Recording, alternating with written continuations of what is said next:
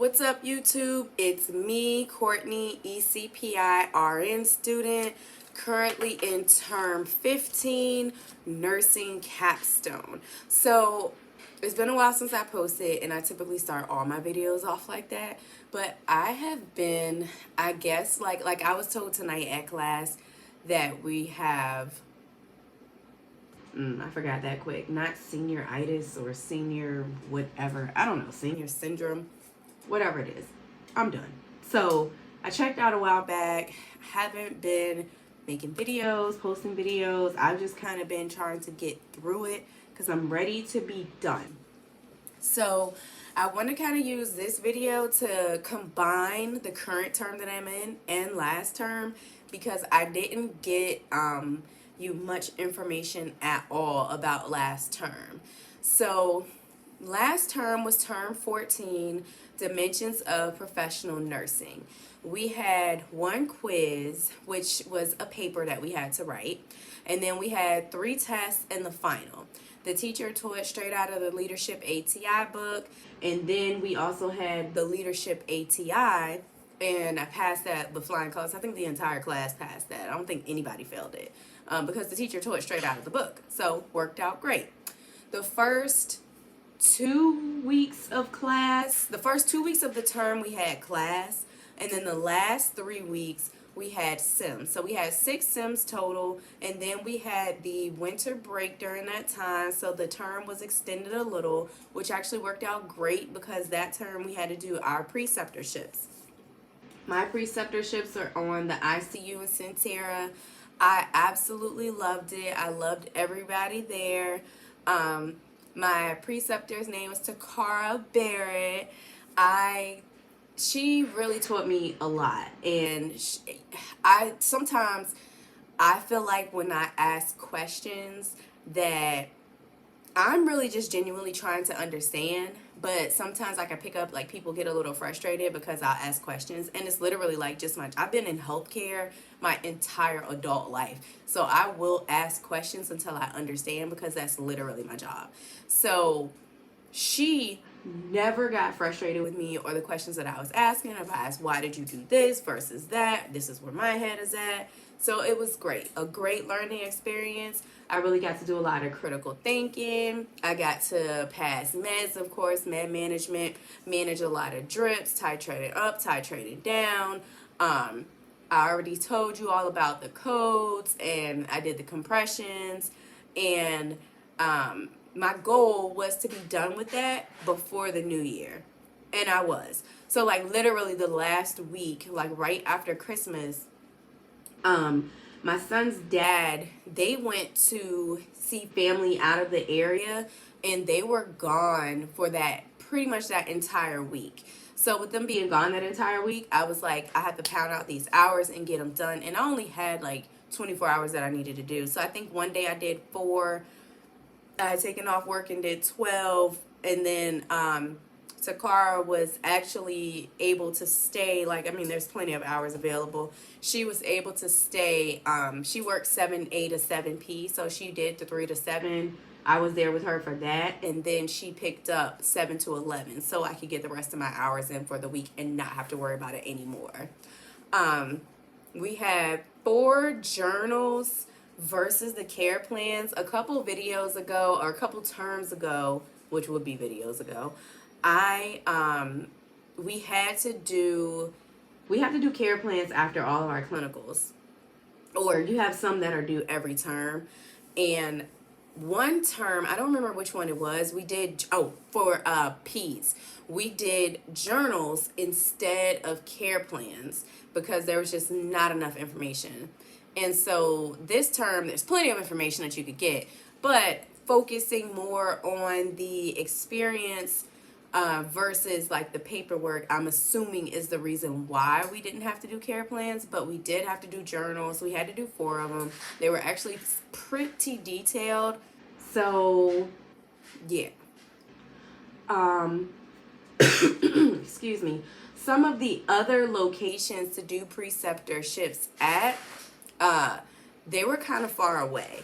So I think I was kind of told at the last minute because of the Omicron variant of COVID. A lot of places kind of pulled out and at the last minute. So it was literally wherever we can get you to go is where you're gonna go. So Takara was my clinical instructor for one day, and I asked her to be my preceptor, and she said yes. So because of that, that was the reason that I was able to be local in the area because we set it up already previously. Other people didn't do that, and they ended up like having to travel out pretty far, which really sucks, especially like with us evening weekend program. We're still working our full-time jobs, most of us. If we're still working, then we have to manage all that around families, around life in general, and around your full-time job. So keeping that in mind. Before you can matriculate into term 15, every single one of your ATIs have to be passed. You have to pass all of them with a level 2 or 3, whatever it is. So all of them have to be passed, or you will not be able to go to the next term. You'll have to redo the term until you can get those ATIs done, which sucks. So you want to make sure that you get everything done and out of the way. Last term was a little difficult because our teacher actually got COVID and she was in pretty bad shape. So the DON took over our classes, and that, was what it was. I think that's it for term 14. So now, term 15 is the nursing capstone. Final term of RN school. I'm super excited. This term, we have quite a bit of class. But in the class, we're pretty much doing NCLEX the entire time. The whole class is NCLEX prep. So whether you're home, like whether it's your homework, whether it's your class time, whatever, everything is NCLEX prep during ATI. This past weekend, we had the ATI live review. It was from 8 a.m. to 6 p.m. Saturday and Sunday. Thank God it snowed here in Virginia and there was a sheet of ice down or whatever. I didn't go out, but they made it virtual. Thank God, because I did not want to go in there and sit for 10 hours. And we were in it from 8 a.m. to 6 p.m. every single time. Like both days we were in there. It was horrible, but whatever. It is what it is. It's over now and I'm done. I did apply to the ICU where I precepted at Centera, got the position, accepted it, super excited about that. I was debating for the longest time whether, like, what I was going to do after graduation. So I wasn't necessarily in a rush to get done with or to leave my position as a PTA, but the documentation, I'm at my wit's end with that. I'm done with it.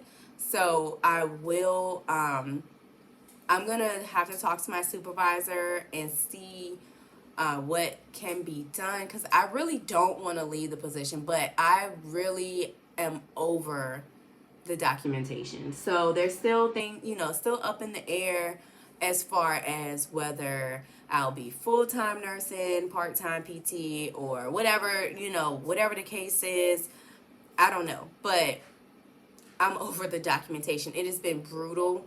It sucks. I spend way too much time doing it. They only add more on it for you to do. They don't give you more time though.